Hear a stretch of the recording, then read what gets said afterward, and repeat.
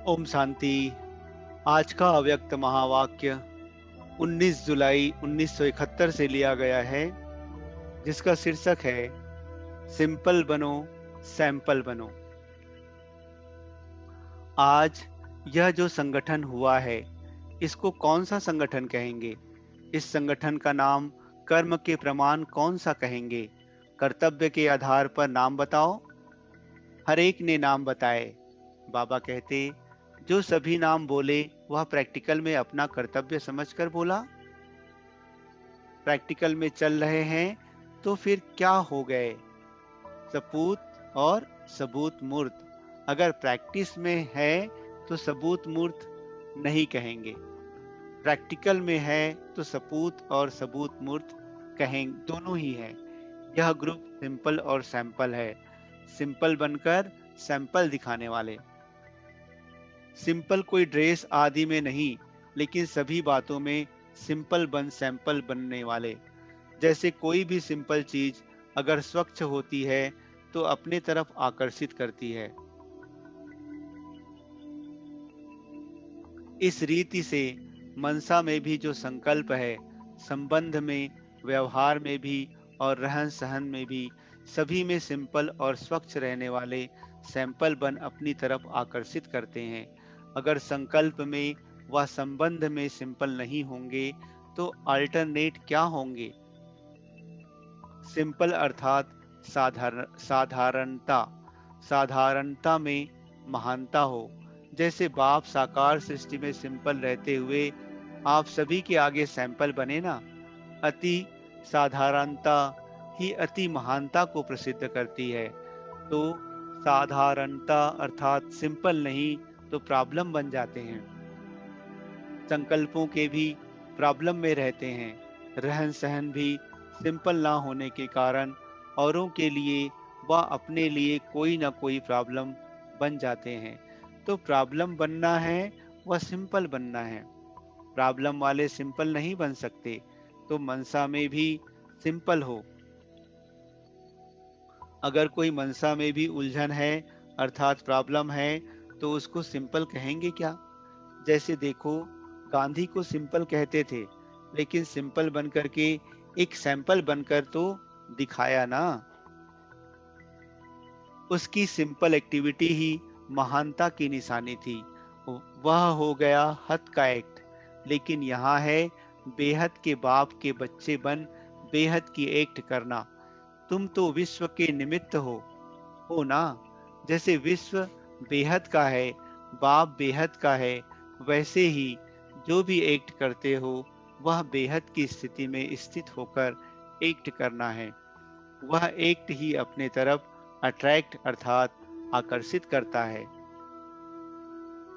तो आकर्षण मूर्त बनने के लिए क्या करना पड़े? सिंपल बनना पड़े। यहाँ देवी संबंध में भी अगर कोई सिंपल नहीं बनता, प्रॉब्लम बन जाता है, तो रिजल्ट क्या होती है? स्नेह और सहयोग से वंचित रह जाते हैं। जो साधारण सिंपल होते हैं, उसके तरफ ना चाहते हुए भी सभी को स्नेह और सहयोग देने की शुभ भावना होगी। तो सर्व स्नेही व सर्व से सहयोग प्राप्त करने के लिए व सर्व के सहयोगी बनने के लिए सिंपल बनना बहुत आवश्यक है। कोई प्रॉब्लम तो नहीं है, वह स्वयं प्रॉब्लम बने हुए तो नहीं हो। चाहे लौकिक परिवार में व व्यवहार में, चाहे दैवी परिवार में, कब भी अपने में प्रॉब्लम ना इमर्ज करो, ना कोई के लिए प्रॉब्लम बनाओ। अगर प्रॉब्लम बनते हो तो सेवा लेने वाले बन जाते हो। आप हो ईश्वरीय सेवाधारी। तो सेवाधारी अर्थात सेवा करने वाले, न कि सेवा लेने वाले। अगर सेवा लेने वाले बनते हो तो नाम प्रमाण कर्तव्य नहीं हुआ ना। खुदाई खिदमतगार सेवा लेता नहीं, देता है, क्योंकि दाता के बच्चे हैं ना। जैसे बाप कुछ लेते हैं क्या? वह तो दाता है ना। अगर प्रॉब्लम बनने के कारण सेवा लेते हो तो दाता के बच्चे ठहरे। कोई भी प्रकार की अगर एक्स्ट्रा सेवा लेते हो तो यह कभी भी नशा नहीं रहेगा कि हम दाता व वरदाता के बच्चे हैं। तो यह प्रवृत्ति वाला ग्रुप है कि निवृत्ति वाले हैं। लौकिक प्रवृत्ति तो समाप्त हुई ना। लौकिक प्रवृत्ति को भी ईश्वरीय प्रवृत्ति में परिवर्तन किया है। जब तक परिवर्तन नहीं किया है तब तक अलौकिक स्थिति में एक रस नहीं रह सकते। इसलिए कहा था कि अपना नाम, रूप, गुण और कर्तव्य सदैव याद कर फिर प्रवृत्ति में रहो, जिससे लौकिक प्रवृत्ति परिवर्तन हो।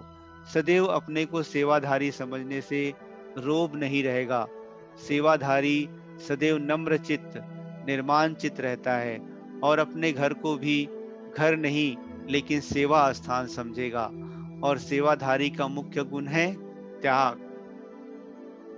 अगर त्याग नहीं तो सेवा भी नहीं हो सकती। त्याग से तपस्वी मूर्त बनते हो।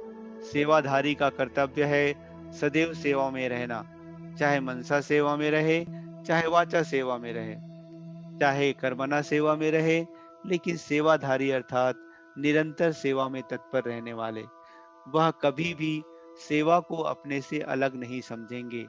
निरंतर सेवा का ही ध्यान रहेगा। इसको कहते हैं सेवाधारी। तो अपने को सेवाधारी समझो और सेवा स्थान समझकर रहो। त्याग वृत्ति वाले तपस्वी मूर्त होकर रहो।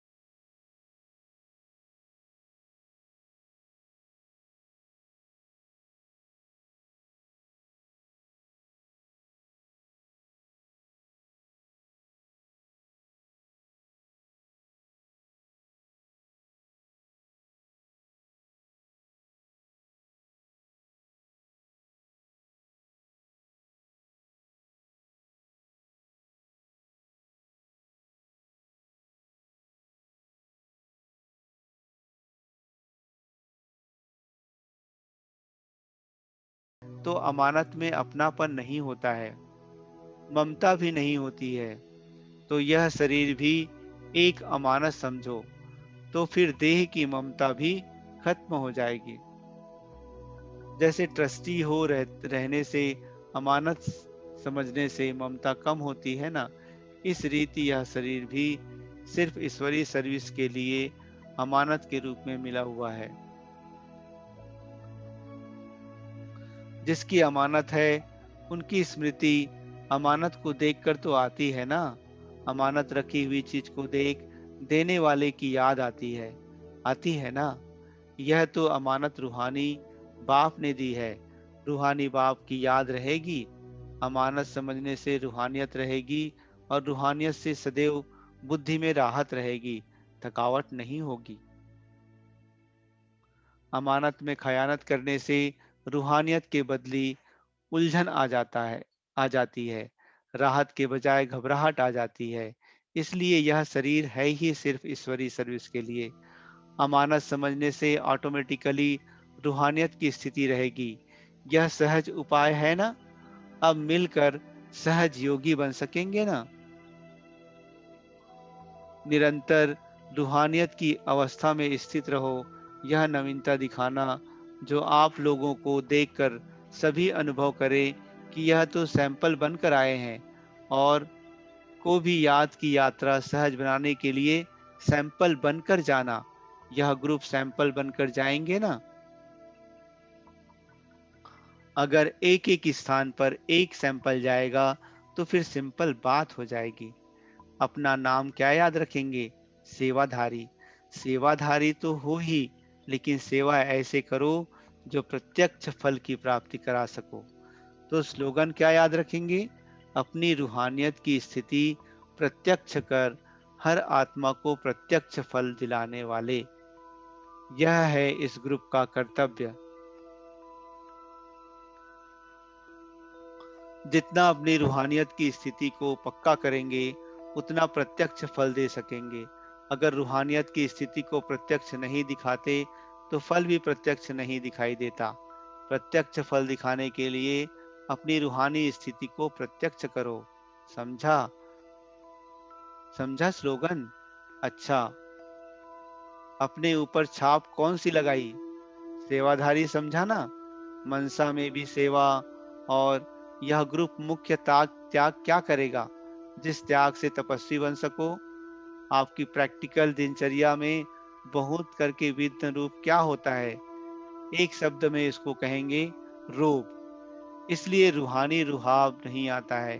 प्रवृत्ति में जो रोब रखते हो, मैं रचयिता हूँ, व व्यवहार का जो भी रोब रहता है, संबंध में भी मुख्य विघ्न रोब आते हैं। इसका त्याग करना है। सेवाधारी रोब नहीं दिखाते, इसलिए रोब का त्याग करना है। यह है मुख्य त्याग। हिम्मत तो है ना त्याग की। जो भी वायदे करते हो, एक एक वायदे पर अविनाशी की छाप लगाओ। अविनाशी छाप ना लगने के कारण वायदे अल्पकाल के लिए हो जाते हैं।